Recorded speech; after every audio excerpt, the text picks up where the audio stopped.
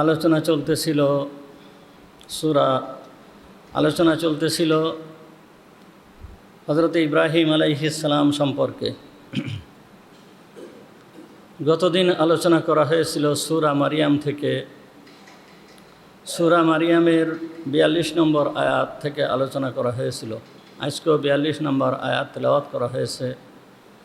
42 নম্বর আয়াতের ভিতরে আল্লাহ তাআলা বলতেছেন, মুহাম্মদুর রাসূলুল্লাহ সাল্লাল্লাহু আলাইহি ওয়াসাল্লামকে সম্বোধন করে আল্লাহ তাআলা বলতেছেন যে, হে রসুল, তুমি ইব্রাহিমের কথাকে স্মরণ করো।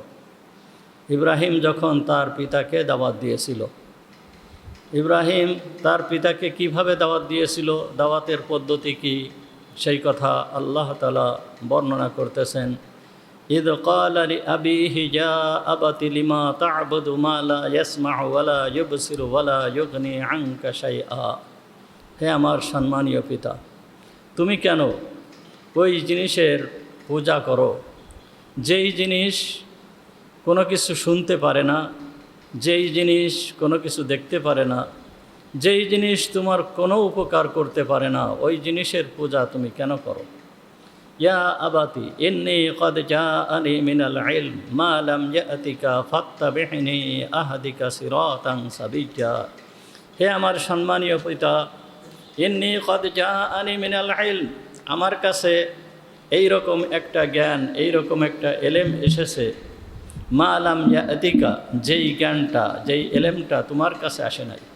অর্থাৎ সেই জ্ঞানটা কি, সেই এলেমটা কি? সেইটি হচ্ছে আল্লাহ তাআলার পক্ষ থেকে নবুয়ত। ইয়া আবাতি লা তা'বুদিশ শাইতান ইন্নাশ শাইতানা কানা লির-রহমানি আসিয়্যা। হে আমার সম্মানীয় পিতা, তুমি শয়তানের অনুসরণ করো না, শয়তানের পূজা করো না। ইন্নাশ শাইতানা কানা লির-রহমানি আসিয়্যা। আর শয়তান এ হচ্ছে আল্লাহ তাআলার রহমানের বড় নাফরমান। ইয়া আবাতি ইন্নী আখাফু আইয়ামাসসাকা আযাবুম মিনার রহমানি ফাতাকুনা লিশ-শাইতানি ওয়ালিয়্যা। হে আমার সম্মানীয় পিতা, আমার ভয় হচ্ছে যে আল্লাহ তাআলার পক্ষ থেকে তোমাকে আযাব স্পর্শ করবে। সুতরাং যখন আযাব স্পর্শ করবে তখন তুমি শয়তানের ওলি হয়ে যাবে, শয়তানের সহায়ক হয়ে যাবে।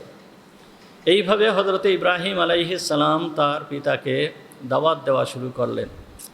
এখানে হযরত ইব্রাহিম আলাইহিস সালাম তার পিতাকে দাওয়াত দিচ্ছেন। আল্লাহ তাআলা সমস্ত নবীদেরকে প্রেরণ করেছেন দুনিয়াতে শিরক এবং কুফরকে মুক্ত করার জন্য। সমগ্র দুনিয়ার মানুষ যাতে এক আল্লাহর ইবাদত করে, এই মিশন নিয়ে সমস্ত নবীদেরকে আল্লাহ তাআলা প্রেরণ করেছেন। হযরত ইব্রাহিম আলাইহিস সালামের মিশনও তাই। ইব্রাহিম আলাইহিস সালামও আসছেন সেই মিশনকে বাস্তবায়িত করার জন্য। দুনিয়াতে শিরক থাকবে না, দুনিয়াতে কুফর থাকবে না, দুনিয়াতে একমাত্র আল্লাহ তাআলার বিধান চলবে, আল্লাহ তাআলার ইবাদত হবে। এই মিশনকে বাস্তবায়ন করার জন্য হযরত ইব্রাহিম আলাইহিস সালামকে প্রেরণ করেছেন।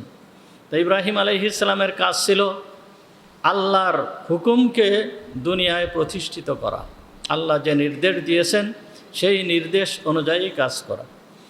এদিকে কাজ করতে যেয়ে দেখে যে তার নিজের পিতা, একেবারে নিজের আপন পিতাই এই আল্লাহর ইবাদতের বিপক্ষে, আল্লাহর ইবাদতের এমন বিপক্ষে যে সে বিপক্ষের কেমন যেন লিডার এই রকম হয়ে গিয়েছে। কিন্তু নবীদেরকে প্রেরণ তো আল্লাহ তাআলা করেছেন তার মিশনকে বাস্তবায়িত করার জন্য। সুতরাং আল্লাহর বিপক্ষে যে যাবে, যেই হোক না কেন, সে যেই হোক না কেন, চাই সে পিতা হোক, চাই সে সন্তান হোক, চাই সে যতই আপনজন হোক না কেন, এই ব্যক্তি তার পক্ষে কখনোই হতে পারবে না। এই জন্য হযরত ইব্রাহিম আলাইহিস সালাম যখন দেখলেন যে পিতা তার আল্লাহর যেই নির্দেশ, আল্লাহর ইবাদত দুনিয়াতে প্রতিষ্ঠিত করতে হবে, আল্লাহর ইবাদত করতে হবে, গায়রুল্লাহর ইবাদত করা যাবে না, তখন ইব্রাহিম আলাইহিস সালাম নিজের পিতা থেকে দাওয়াত শুরু করলেন। দাওয়াতের পদ্ধতি কি, দাওয়াতের পদ্ধতি কেমনভাবে ইব্রাহিম আলাইহিস সালাম দাওয়াত দিতেছেন পিতাকে, পিতার সম্মানকে কিভাবে বজায় রাখছেন, সম্বোধন করতেছেন ইয়া আবাতি, হে আমার সম্মানীয় পিতা। চারটে আয়াতের শুরুতে, চারটে আয়াতেই ইয়া আবাতি ইয়া আবাতি ইয়া আবাতি, এইভাবেই হযরত ইব্রাহিম আলাইহিস সালাম পিতাকে সম্বোধন করতেছেন, হে আমার সম্মানীয় পিতা, হে আমার সম্মানীয় পিতা, হে আমার সম্মানীয় পিতা। পিতার সম্মানকে সদা সর্বদা বজায় রাখছেন, সদা সর্বদা পিতার সম্মানকে বজায় রাখছেন। এই সম্পর্কে গত জুমায় আলোচনা হয়ে গিয়েছিল যে পিতাকে কীভাবে সম্মান করতে হবে, কেমন শ্রদ্ধা করতে হবে। তো হযরত ইব্রাহিম আলাইহিস সালাম পিতার সম্মান বজায় রেখে দাওয়াতের কাজ শুরু করলেন। ইব্রাহিম আলাইহিস সালামের দাওয়াতের কাজ, প্রথম কথা হচ্ছে ইয়া আবাতি লিমা তা'বুদু, তুমি কেন ইবাদত করো। অর্থাৎ যখন ইবাদত শব্দটা হবে, ইবাদতটা আল্লাহর দিকে, আর যখন এই ইবাদতটা অন্যের দিকে যাবে, আল্লাহ ছাড়া অন্যের দিকে যাবে, তখন আর এইটা ইবাদত থাকবে না, তখন বাংলায় এর অর্থ হয় পূজা। যে তুমি কেন পূজা করো, আল্লাহর ইবাদত করাই দুনিয়ায় মুখ্য উদ্দেশ্য। এই জন্য ইব্রাহিম আলাইহিস সালাম সর্বপ্রথম এই দিয়েই শুরু করলেন যে লিমা তা'বুদু, তুমি কেন পূজা করো, কোন জিনিসের, মা লা ইয়াসমাউ ওয়ালা ইউবসিরু ওয়ালা ইউগনি আনকা শাইআ, ওই জিনিসের, যেই জিনিস শুনতে পারে না, যেই জিনিস দেখতে পারে না, যেই জিনিস তোমার কোনো উপকার করতে পারে না, এই জিনিসের পূজা তুমি কেন করো। আব্বাকে কিভাবে সম্মানের সাথে, শ্রদ্ধার সাথে উনি কথা বলতেছেন, যে উনি এইভাবে কোনো কঠোরতা করেন নাই বা এইভাবে বলেন নাই যে তুমি এই রকম ধরনের কাজ করতে পারবা না, এই কাজ আল্লাহর হুকুমের বিরোধী, এই রকম ধরনের কোনো কথা দিয়ে উনি শুরু করেন নাই। সর্বপ্রথম ইব্রাহিম আলাইহিস সালাম পিতাকে বোঝানো শুরু করছেন।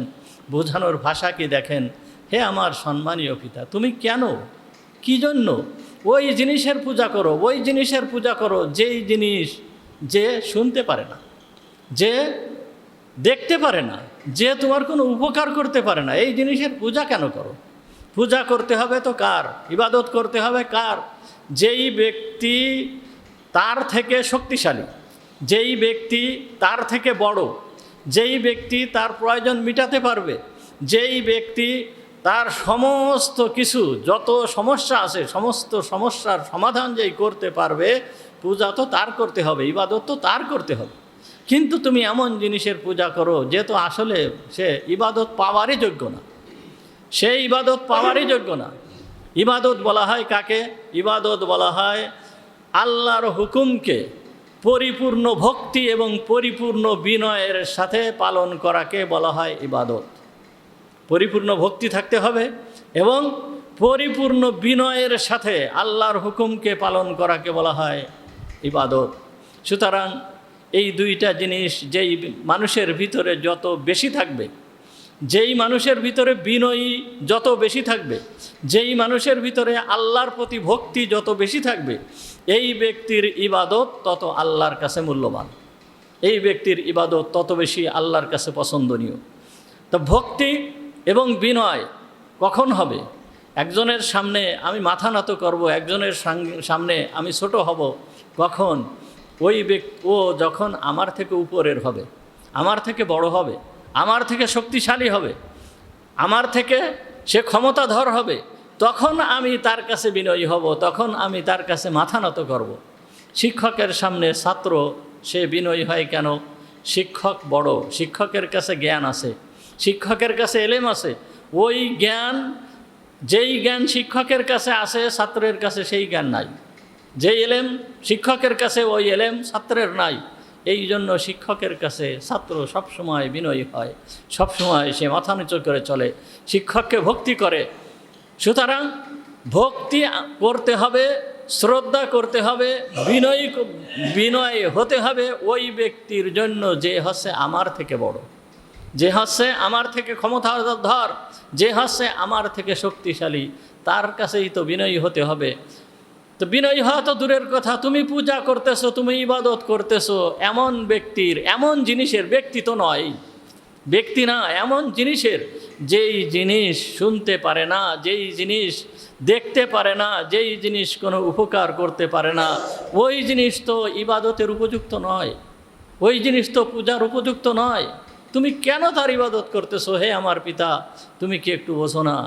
তোমার কি একটু বোঝ নাই? তুমি কেন কেন কেন এইভাবে তুমি ইবাদত করতেছো? পিতাকে এইভাবে নরম সুরে খুব আদবের সাথে কত সুন্দরভাবে বুঝাচ্ছেন যে হে পিতা, ওরা তো ইবাদতের যোগ্য না, ওরা তো ইবাদত পাওয়ার মতন না। তার কারণ তুমি যে তার সামনে তার ইবাদত করতেছো, তার সামনে তুমি মাথা ঝুঁকাচ্ছ, এইটা তো সে নিজেই দেখতে পারতেছে না। তুমি যে তার সামনে মাথা ঝুঁকাচ্ছ, সে নিজেই এইটা দেখতে পারতেছে না। তুমি যে তার সামনে কিছু বলতেছো, পড়তেছো, এইটাও সে শুনতেও পারতেছে না। আর তুমি যদি তার প্রতি রাগান্বিত হয়ে যে তার এই ইবাদত ছেড়ে দাও, ইবাদত যদি তুমি না করো, তাহলে তোমার উপরে সে ক্ষিপ্ত হয়ে তোমার কোনো ক্ষতিও করতে পারবে না, তোমার বিন্দুমাত্র কোনো ক্ষতিও করতে পারবে না। আর তুমি যদি তার সামনে মাথা নিচু করতে করতে করতে করতে তোমার জীবনকে শেষ করেও দাও, তোমার সামান্যতম উপকারও সে করতে পারবে না, সামান্যতম উপকারও করতে পারবে না। সুতরাং হে আমার পিতা, তুমি কেন এই রকম জিনিসের পূজা করতেছো, যার এই রকম ধরনের কোনো শক্তি নাই, কোনো ক্ষমতা নাই, যাকে নিজে হাতে তৈরি করেছো? এই রকম জিনিসের পূজা, এই রকম জিনিসের ইবাদত কিভাবে তুমি করতে পারো? সুতরাং এই রকম করাটা তোমার ঠিক হচ্ছে না। এরপরে দ্বিতীয় আয়াতে বলতেছে, ইয়া আবাতি ইন্নী ক্বাদ জাআনি মিনাল ইলমি মা লাম ইয়াতিকা ফাত্তাবি'নি আহদিকা সিরাতান সাবিয়্যা। ইয়া আবাতি, হে আমার পিতা, ইন্নী ক্বাদ জাআনি মিনাল ইলম, আমার কাছে এমনই একটা জ্ঞান এসেছে, এমনই কিছু জ্ঞান এসেছে, এমনই কিছু এলেম এসেছে যেই এলেম তোমার কাছে আসে নাই। সুতরাং ফাত্তাবি'নি, তুমি আমার অনুসরণ করো, তুমি আমার কথা শোনো, আমি তোমাকে যে কথা বলতেছি সেই কথাগুলো তুমি মানো।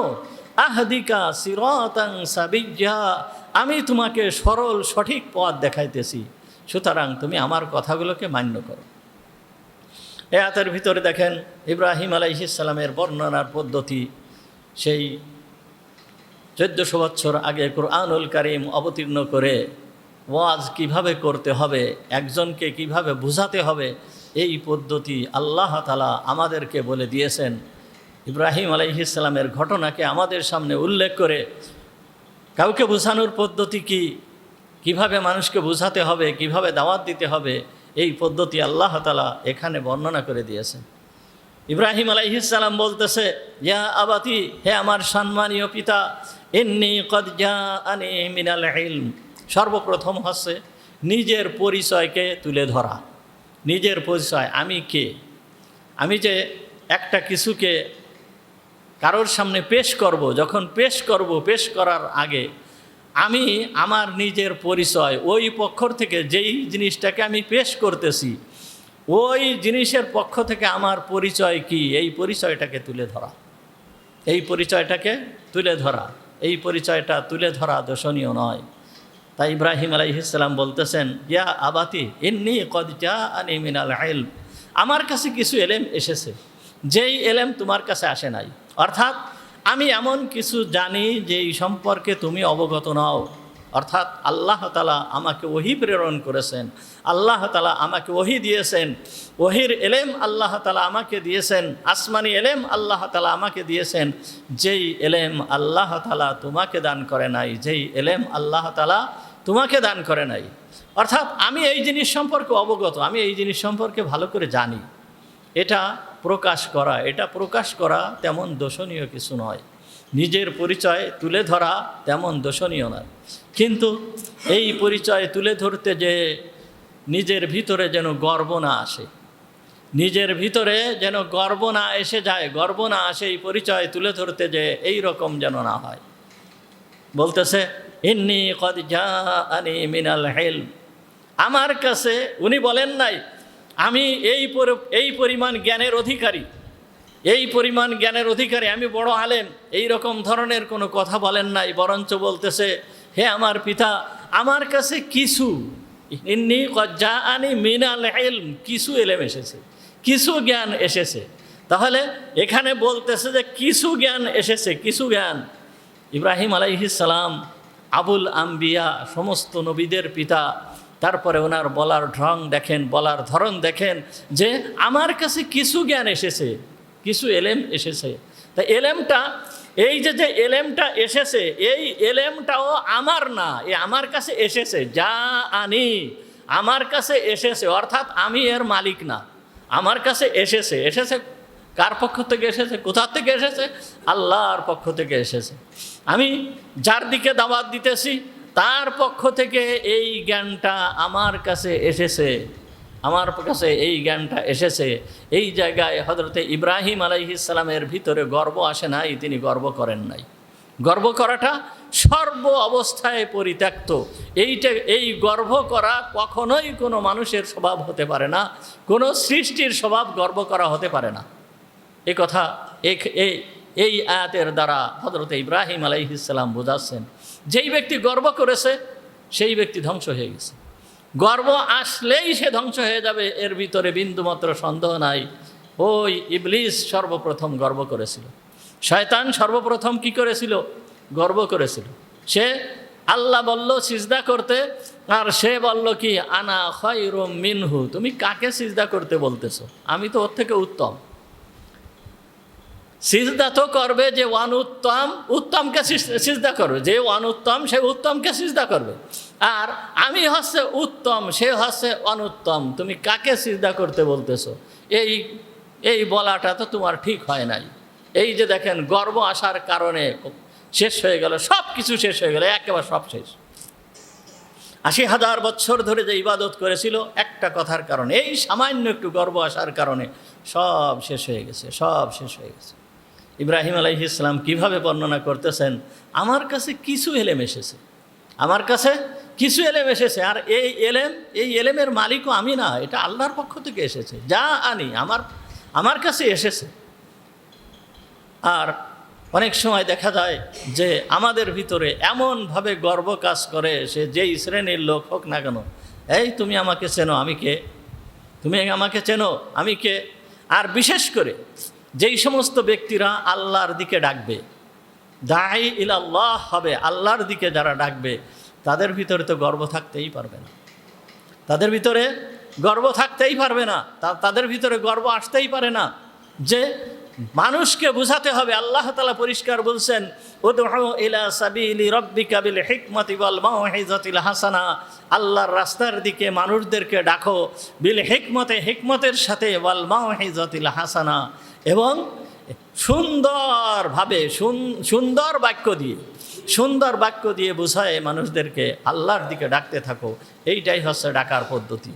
আর নইলে এমনভাবে কড়া ভাষায় আমি কাউকে নসিহাত করলাম, এইটা কখনো যেই ব্যক্তি দায়ী আল্লাহর দিকে ডাকে, এই দায়ের গুণ এইটা হতে পারে না, দায়ের গুণ এটা হতে পারে না।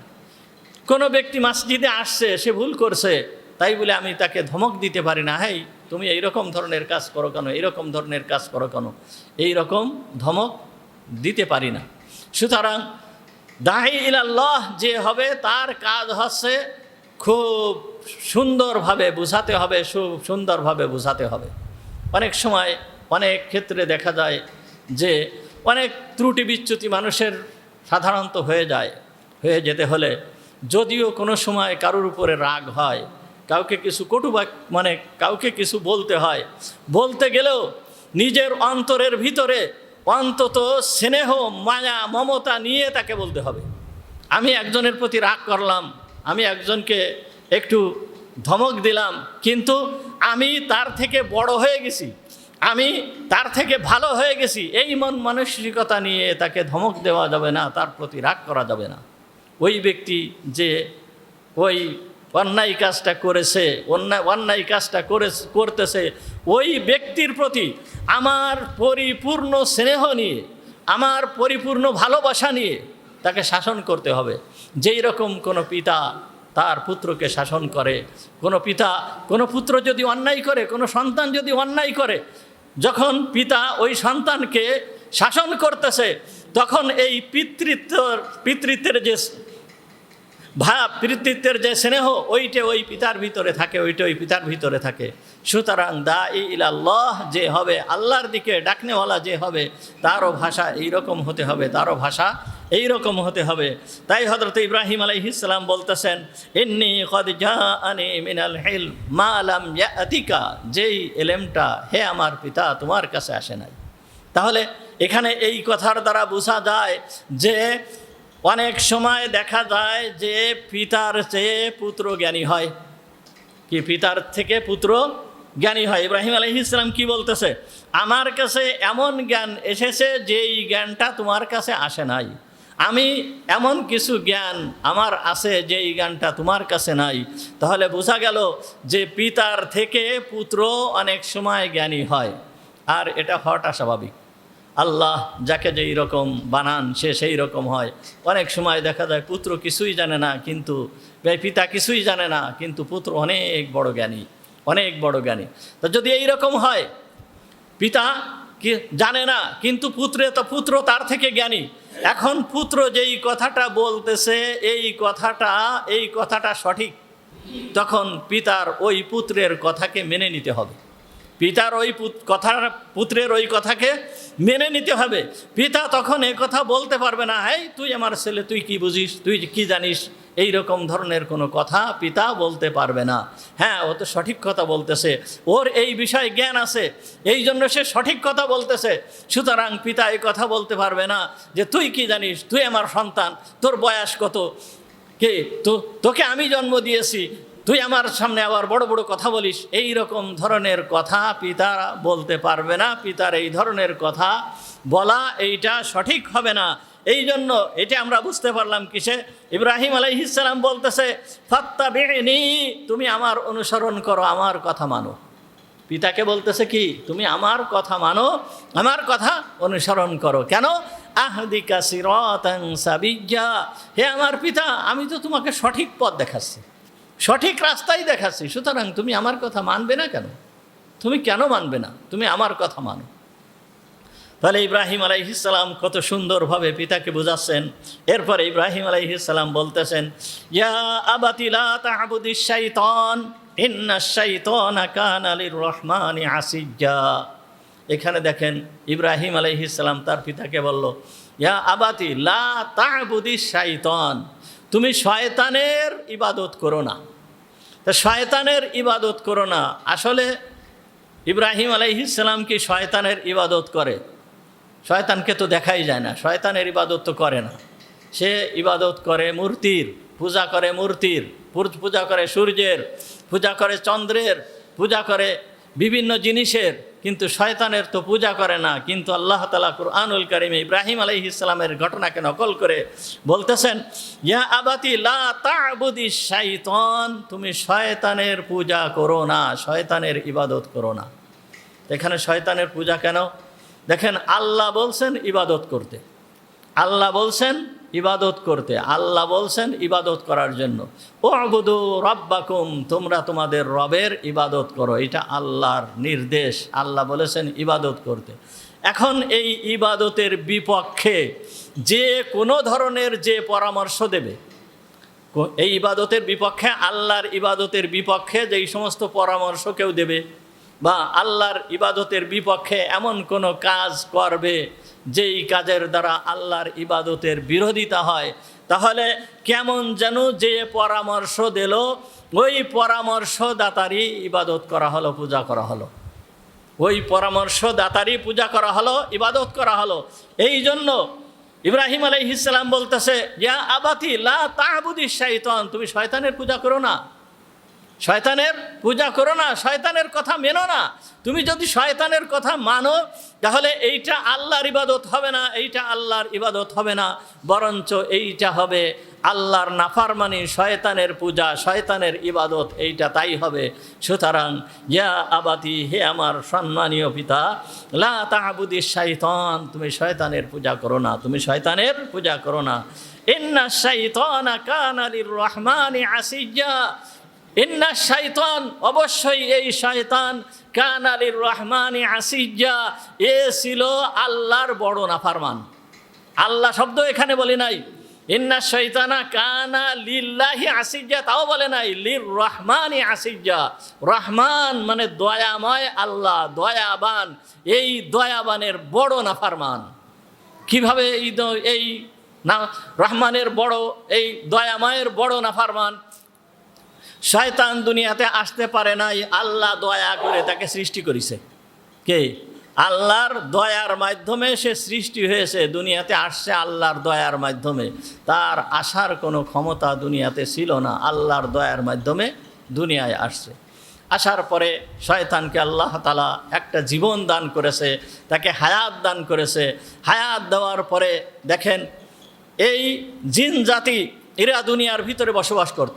দুনিয়ার বিভিন্ন জায়গায় মানব জাতির আগে এদের বসবাস ছিল। তারা দুনিয়ায় বসবাস করত, দুনিয়ায় তারা জীবনযাপন করত। কিন্তু তারা আল্লাহর নাফরমানি করার কারণে আল্লাহ তাআলা ফেরেশতাদের নির্দেশ দিলেন যে তাদেরকে মেরে একেবারে শেষ করে দেওয়ার জন্য। সব মেরে শেষ করে দিয়েছিল, অধিকাংশ মেরে শেষ হয়ে গেছিল, একেবারে প্রায় সব শেষ হয়ে গেছিল। সামান্য কিছু বাকি ছিল, সামান্য কিছু বাকি রেখে দিয়েছিল আল্লাহ তাআলা, সামান্য কিছু বাকি রাখছিলেন। অনেকে বলে যে সব শেষ হয়ে গেছে, খালি একমাত্র ইবলিস জীবিত ছিল। না, শুধুমাত্র ইবলিস জীবিত ছিল না, ইবলিস সহ আরও অনেক জিন বাকি ছিল, অনেক জিন বাকি ছিল। এরপরে এই আল্লাহ তাআলা এই যেই সমস্ত জিন, যেই সমস্ত জিনরা দুনিয়ায় ছিল, এই জিন জাতির বাদশাহী করত, অর্থাৎ এই জিন জাতির নেতৃত্ব ছিল ওই ইবলিসের হাতে। ইবলিস এই জিন জাতির নেতৃত্ব দিত, আর তার নেতৃত্বেই সমস্ত জিনদেরকে ফেরেশতাদের মাধ্যমে আল্লাহ তাআলা ধ্বংস করে দিয়েছিলেন। সবাইকে ধ্বংস করেন নাই, কিছু কিছু বাকি ছিল, কিছু কিছু ছিল। এখন এই যে সবার মাধ্যমে, এই ইবলিসের মাধ্যমে সবাইকে ধ্বংস করে দেওয়া হলো, তাহলে বোঝা যাচ্ছে যে ইবলিস ওই সময়ে আল্লাহর ইবাদত করেছে, আল্লাহর নাফরমানি ওই সময়ে করে নাই। এই জন্য তার মাধ্যমেই সবাইকে ধ্বংস করে দেওয়া হয়েছে দুনিয়া থেকে। তাহলে সে আল্লাহর ইবাদত করেছে, সমস্ত জিনদেরকে ধ্বংস করে দেওয়া হয়েছে, ইবলিসকে ধ্বংস করা হয় নাই। এইটাও আল্লাহ তাআলার একটা বড় মেহেরবানি, রহমানের বড় একটা মেহেরবানি। এইভাবে ইবলিস ৮০,০০০ বছর পর্যন্ত আল্লাহর ইবাদত করেছে, ৮০,০০০ বছর পর্যন্ত আল্লাহর ইবাদত করেছে, দুনিয়ার বাদশাহী করেছে, দুনিয়ার বাদশাহী করেছে। এদের কত ক্ষমতা, জিনদের কত ক্ষমতা ছিল, ওই আসমানের উপরে চলে যাচ্ছে, জান্নাতে বসবাস করতেছে, জান্নাতে তারা থাকতো, জান্নাতের ভিতরে তাদের বিচরণ ছিল, এইরকমভাবে চলাফেরা করত। তাহলে এই যে যত যা কিছু, সমস্ত কিছু আছে আল্লাহর বড় মেহেরবানি, আল্লাহর মেহেরবানির কারণে এই সমস্ত হয়েছে। এর ভিতরে ইবলিসের নিজের কোনো কর্তৃত্ব ছিল না, ইবলিসের নিজের কোনো ক্ষমতা ছিল না, ইবলিসের নিজের কোনো কিছুই ছিল না। এটা আল্লাহ তাআলার দয়া ছিল ইবলিসের প্রতি, এটা আল্লাহ তাআলার দয়া ছিল ইবলিসের প্রতি। এই জন্য আল্লাহ বলতেছে, ইন্না শাইতানা কানা লির রহমানি আসিয়া, যে শয়তান আল্লাহ রহমানের বড় নাফরমান। আর নাফরমান কিভাবে হলো? যখন আল্লাহ তাআলা হুকুম করলো উসজুদু লি আদম, সিজদা করো আদমকে। কাকে? সিজদা করো আদমকে। তার কারণ এই জায়গায় আল্লাহ তাআলার বড় একটা মিশন ছিল, আগের থেকেই আল্লাহ তাআলার মিশন ছিল যে আদম জাতিকে দুনিয়ায় আল্লাহ তাআলা প্রেরণ করবেন, তার প্রতিনিধি দুনিয়ায় আসবে। এইখানে শুধুমাত্র ফেরেশতাদেরকে সিজদা করার কথা বলা হয় নাই, শুধুমাত্র জিন জাতিকে সিজদা করার কথা বলা হয় নাই, দুনিয়ার যত কিছু আছে সমস্ত কিছুকে লক্ষ্য করে আল্লাহ তাআলা বলতেছেন উসজুদু লি আদম, আদমকে সিজদা করো, আদমকে সিজদা করো। সমস্ত সব ফেরেশতারা পর্যন্ত, দুনিয়ার যত মাখলুক আছে সমস্ত মাখলুক পর্যন্ত হযরতে আদম আলাইহিস সালামকে সিজদা করেছে, কিন্তু ইল্লা ইবলিস, আল্লাহ বলতেছেন যে ইবলিস সিজদা করলো না। এই যে ইবলিস সিজদা করলো না, আল্লাহর হুকুম সে মানলো না। তা যখন আল্লাহ নির্দেশ দিল, যখন আল্লাহ তাআলা নির্দেশ দিল যে তুমি সিজদা করো, এই নির্দেশ ইবলিস মানলো না, তার ভিতরে গর্ব আসলো। এই যে গর্ব সে করলো, এই গর্ব করাটা কি তার উচিত হয়েছে? যেই আল্লাহ এত দয়া করলেন, যেই আল্লাহ এত কিছু দিলেন, আর সে সর্বপ্রথম আল্লাহর হুকুমের থেকে ঘাড় ফিরালো। এই জন্য হযরত ইব্রাহিম আসিজা, অবশ্যই শয়তান হচ্ছে রহমানের বড় নাফরমান, শয়তান হচ্ছে রহমানের বড় নাফরমান। সুতরাং দুনিয়ার ভিতরে এখন এই বর্তমান দুনিয়ায়ও যারা ওই শয়তানের অনুসরণ করবে, যারা আল্লাহর হুকুম মানবে না, তারাও ওই শয়তানের দোসর। এই আয়াতের থেকে আমরা সেই কথাই পরিষ্কারভাবে বুঝতে পারতেছি। ইবলিস যেইভাবে আল্লাহর অনুগ্রহে সমস্ত কিছু, তার আল্লাহর অনুগ্রহ ছাড়া তার ভিতরে আর কোনো কিছুই নাই, ঠিক তেমনিভাবে আমরা যত মানুষ আছি দুনিয়ার বুকে, এই আমাদের উপরেও আল্লাহ তাআলার বড় অনুগ্রহ ছাড়া আমাদের আর কোনো কিছুই নেই। আমাদের সৃষ্টি হয়েছে, আল্লাহ তাআলা আমাদেরকে সৃষ্টি করেছেন, আল্লাহ তাআলা নিজ দয়ায় সৃষ্টি করেছেন। এর ভিতরে কারোর কোনো কৃতিত্ব বা কোনো কিছুই নাই। আল্লাহ যদি আমাদেরকে সৃষ্টি না করতেন, আমরা কি দুনিয়া আসতে পারতাম? কি দুনিয়া আসা সম্ভব হতো? কখনোই দুনিয়া আসা সম্ভব হতো না। আল্লাহ সৃষ্টি করার পরে দুনিয়ায় আনছেন, যদি হায়াত না দিতেন, এই হায়াত ও আমাদের পাওয়া সম্ভব হতো না, কোনোভাবেই আমরা এই হায়াত পেতাম না। আল্লাহ যদি আমাদেরকে খাদ্য খাবারের ব্যবস্থা না করে দিতেন, শ্বাস প্রশ্বাস নেওয়ার ব্যবস্থা না করে দিতেন, এই সূর্যের ব্যবস্থা না করতেন, এই চন্দ্রের ব্যবস্থা না করতেন, এই পানির ব্যবস্থা না করতেন, এই গাছের ব্যবস্থা না করতেন, এই ফসলাদির ব্যবস্থা না করতেন, এই জমিনের ব্যবস্থা না করতেন, কোনো একজন মানুষের বেঁচে থাকা সম্ভব হতো না, কখনোই সম্ভব হতো না।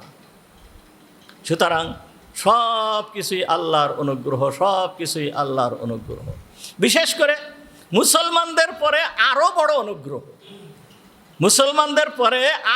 অনুগ্রহ, কত বড় অনুগ্রহ এ বলে শেষ করা যাবে না। আল্লাহ তাআলা আমাদেরকে মুসলমানের ঘরে জন্ম দিয়েছেন, এইটাও আমাদের কোনো দরখাস্ত ছিল না। মুসলমানের ঘরে আসার জন্য কোনো দরখাস্ত ছিল না, চেষ্টা তো দূরের কথা। আল্লাহ তাআলার বড় অনুগ্রহ যে মুসলমান বানিয়েছেন। তারপরে বড় অনুগ্রহ যে আল্লাহ তাআলা আমাদেরকে মুহাম্মদুর রাসূলুল্লাহ সাল্লাল্লাহু আলাইহি ওয়াসাল্লামের উম্মত বানিয়েছেন, এইটি কত বড় অনুগ্রহ।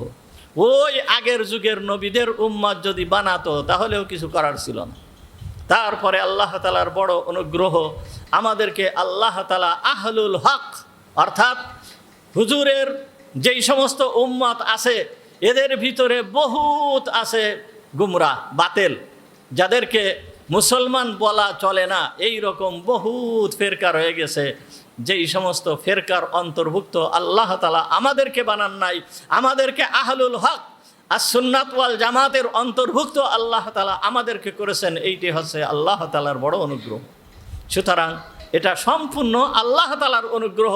যখন আল্লাহ তাআলা এত অনুগ্রহ করলেন, এত কিছু দিলেন, এত সমস্ত কিছু আল্লাহর ভোগ করতেছি, সুতরাং কথা মানতে হবে তো সেই আল্লাহর, ইবাদত করতে হবে সেই আল্লাহর।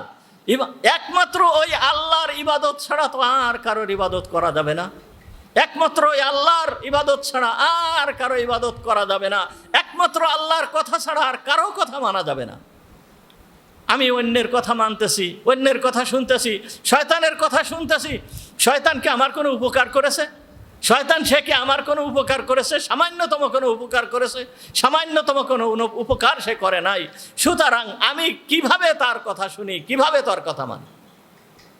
ইব্রাহিম আলাইহিস সালাম তার পিতাকে বুঝাচ্ছেন, কি বুঝাচ্ছেন? যে শয়তানের পূজা করো না, শয়তানের ইবাদত করো না। এর দ্বারা ইব্রাহিম আলাইহিস সালামের এর কথার দ্বারা কি বোঝায়?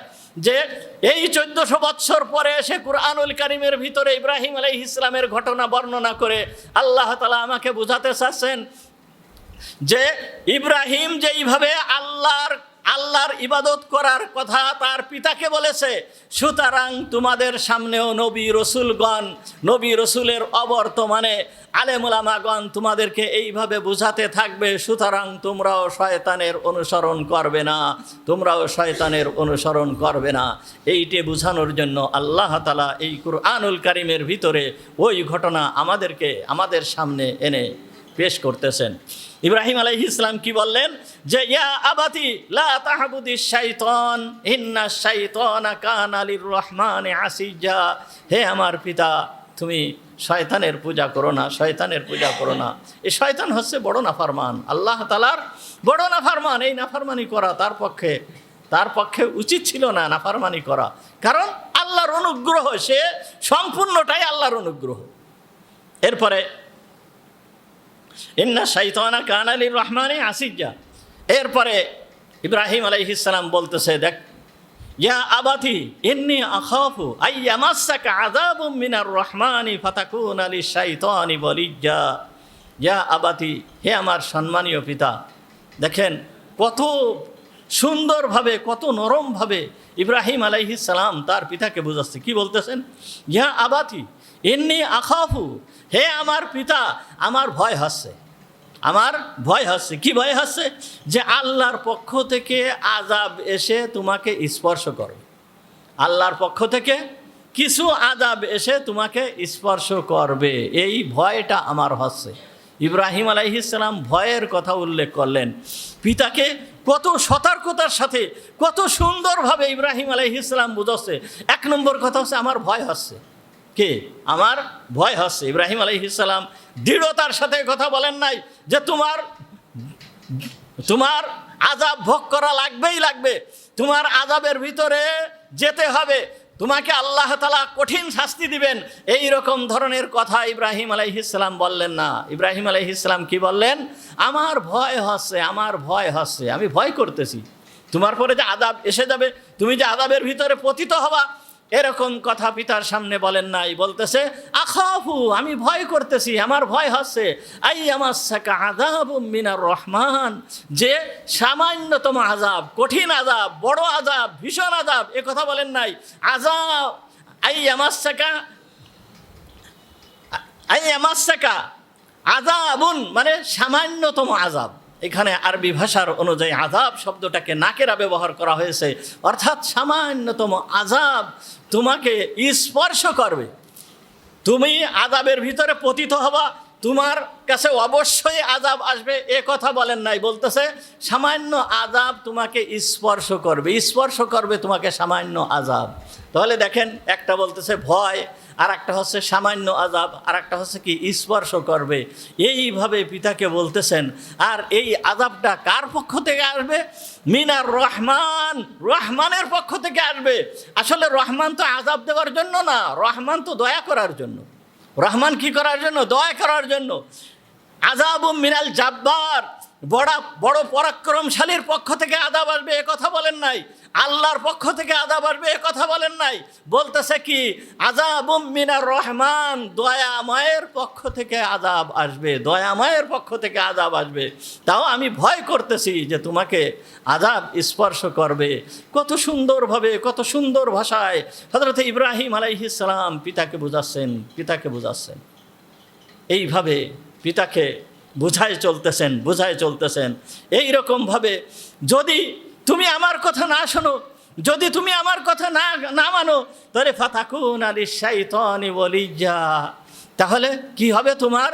যে তুমি ওই শয়তানের বন্ধু হয়ে যাবে। তুমি কি হয়ে যাবে? ওই শয়তানের বন্ধু হয়ে যাবে। আর যখন শয়তানের বন্ধু হয়ে যাবে, শয়তান তো আযাবের ভিতরেই থাকবে, শয়তান তো আযাবের ভিতরেই পতিত হবে, তাকে তো জাহান্নামের ভিতরে নিক্ষেপ করা হবে। সুতরাং শয়তানের বন্ধু যদি তুমি হয়ে যাও, তাহলে তোমার প্রতিও যে আযাব আসবে না, এটা হতে পারে না। তোমার আল্লাহর পক্ষ থেকে আযাব আসার সম্ভাবনা রয়ে গেছে। এইভাবে হযরত ইব্রাহিম আলাইহিস সালাম বোঝালেন। সুতরাং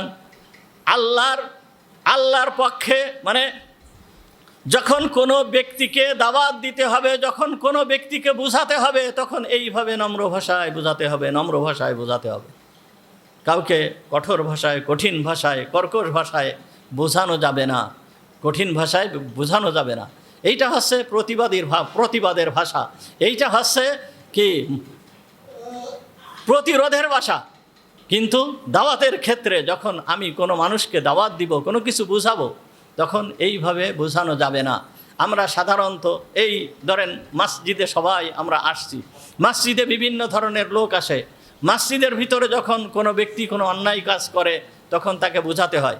এমনকি দেখা যায় যে অনেক সময় এ সমস্ত কথা বলা ঠিক না, তারপরেও বলতে হচ্ছে।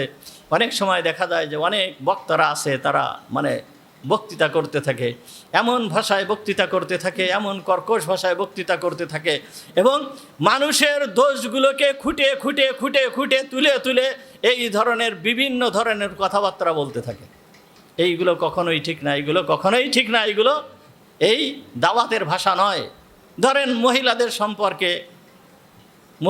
সম্পর্কে ওয়াজ করতেছে, এখন মহিলাদের ভিতরের যেই ত্রুটি বিচ্যুতিগুলো, ওইগুলো একেবারে খুঁটে খুঁটে একেবারে সুন্দর খুঁটে খুঁটে বেছে বেছে ওই সমস্ত ত্রুটিগুলো উল্লেখ করতেছে। এখন ধরেন এই কথা যদি কোনো মহিলা শোনে, তাহলে এই মহিলা ওই ওয়াজ গ্রহণ করার পরিবর্তে সে আরও কী হয়ে যাবে, ক্ষিপ্ত হয়ে যাবে, সে আরও ক্ষিপ্ত হয়ে যাবে। আপনাদের সামনে বলেছি যে এক জায়গায় এই রকম এক মাহফিলে আমি উপস্থিত ছিলাম। ওই মাহফিলে একজন বক্তা, সে হযরত ইউসুফ আলাইহিস সালাম সম্পর্কে ওয়াজ করতেছিল। ইউসুফ আলাইহিস সালাম সম্পর্কে যখন ওয়াজ করতেছিল, ওই ওয়াজ করার সময়, কথা বলার সময় সে জুলেখাকে, ইউসুফ আলাইহিস সালামের স্ত্রী জুলেখাকে এমনভাবে উপস্থাপন করতেছে যে আমি ওইখানে স্টেজে আর বসে থাকতে পারে নাই, এইখান থেকে স্টেজের থেকে উঠে যায় মসজিদের ভিতরে যে বসছি, মসজিদের ভিতরে যে বসে রয়েছি, মসজিদের ভিতরে একজন হাজী সাহেব আমার পাশে বসা। ওই হাজী সাহেব তার স্ত্রীকে নিয়ে ওই ওয়াজ শুনতে আসছে। তো যখন হাজী সাহেব স্ত্রীকে নিয়ে ওয়াজ শুনতে আসছে, কিছু সময় পরে ওই স্ত্রী হাজী সাহেবকে ফোন দিয়েছে, তুমি কোথায় নিয়ে আসছো আমাকে? এইগুলোকে শোনানোর জন্য তুমি আমাকে নিয়ে আসছো? তাড়াতাড়ি আসো, এই ওয়াজ শোনা লাগবে না, এই ধরনের ওয়াজ শুনতে হবে না, জলদি চলে আসো। এই যেই ধরনের কথাবার্তা, এই সমস্ত কথাবার্তা, এইটা দাওয়াতের ভাষা নয়, এইটা দাওয়াতের ভাষা নয়। এক ব্যক্তি খুব কর্কশ ভাষায় একজনকে বুঝাচ্ছে, মানে ওয়াজ করতেছে খুব কর্কশ ভাষায়, হে মিয়া তুমি নামাজ পড়ো না কেন? নামাজ আল্লাহর হুকুম, তুমি নামাজ পড়ো না, নামাজ তো কাফেররা পড়ে না, এই রকম ধরনের বোঝানো শুরু করছে। যখন ওই বোঝানো শুরু করছে, সে ব্যক্তি হতো মুসলমান। সেই ব্যক্তি বলতেছে যে হুজুর, আপনি যে আমাকে এইভাবে বলতেছেন, আপনি তো মুসা আলাইহিস সালামের থেকে ভালো হয়ে যাননি কি? মুসা আলাইহিস সালামের থেকে আপনার মর্যাদা কি অনেক বেশি? কি কোনো মানুষের মর্যাদা, কোনো মানুষ কি নবীর উপরে যেতে পারে নাকি? কোনো মানুষের নবীর উপরে যাওয়া সম্ভব না। কোনো মানুষ নবীর থেকে শ্রেষ্ঠ না, এমনকি কোনো মানুষ সাহাবীর থেকে শ্রেষ্ঠ না। আর বর্তমান তো সাহাবী হওয়ার কোনো সুযোগই নেই। মুহাম্মদুর রাসূলুল্লাহ সাল্লাল্লাহু আলাইহি ওয়াসাল্লাম দুনিয়ায় নেই, সুতরাং সাহাবী হওয়ার সুযোগ নেই। সাহাবীদের থেকেও উত্তম হতে পারে না, নবীর থেকে উত্তম তো দূরের কথা। বলতেছে আপনি যেইভাবে বলতেছেন, আপনি তো মুসা আলাইহিস সালামের থেকে বড় হয়ে যাননি, বড় উচ্চ পর্যায়ে চলে যাননি, আর আমি তো নিচু হতে হতে হতে হতে ফিরাউনের থেকেও নিচে চলে যাইনি। আপনার অবস্থান মুসার উপরে নয়, আমার অবস্থান ফিরাউনের নিচেও নয়। আমি তো মুসলমান, ফিরাউন তো কাফের, সুতরাং আমার অবস্থান ফিরাউনের নিচেই নয়।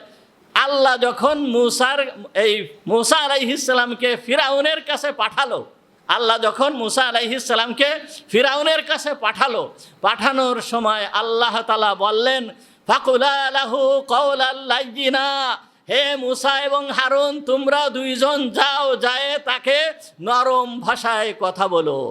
তোমরা দুইজন যাচ্ছ তার কাছে দাওয়াত দেওয়ার জন্য, সুতরাং তোমরা ফাকুলা লাহু, তোমরা দুইজন বলবে কওলান লাইয়িনান, নরম ভাষায়, নম্রভাবে তার সঙ্গে কথা বলবে, নম্রভাবে তার সাথে কথা বলবে। তা আল্লাহ যখন এইভাবে নির্দেশ দিলেন মুসা আলাইহিস সালামকে, আর আপনি আমার সঙ্গে এই রকম ধরনের কথাবার্তা বলতেছেন, এইগুলো তো দাওয়াতের ভাষা নয়, এইগুলো দাওয়াতের ভাষা নয়। সুতরাং যেই সমস্ত ব্যক্তিরা, যেই সমস্ত আলেম উলামারা, যারা দেখবেন সঠিক আলেম এবং যারা প্রকৃতপক্ষে এই দাওয়াত ইলাল্লাহর দিকে কাজ করতেছে, তাদের ভাষা ঠিক এই রকম ধরনের এইভাবেই তারা কথা বলে, কোনো বাজে কথা বলে না, দোষ ত্রুটিকে বেশি করে, একজনের ব্যক্তিগত যেই সমস্ত ত্রুটিগুলো আছে এইগুলোকে তুলে ধরে না। হ্যাঁ, যেই ত্রুটি আল্লাহ তাআলা কুরআন হাদিসে বলেছে, সুদ খাওয়ার কথা নিষেধ করেছে, হ্যাঁ এই সুদের কথা নিষেধ, সুদের অপকারিতা, এইগুলো বর্ণনা করবে।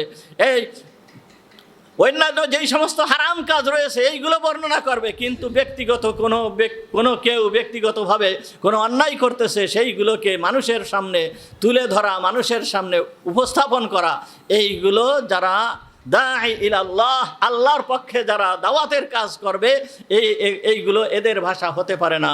যা আমরা কোরআনের এই আয়াত থেকে আমরা বুঝতে পারলাম। হযরত ইব্রাহিম আলাইহিস সালাম তার পিতাকে বলতেছেন, কত সুন্দরভাবে বুঝাচ্ছেন।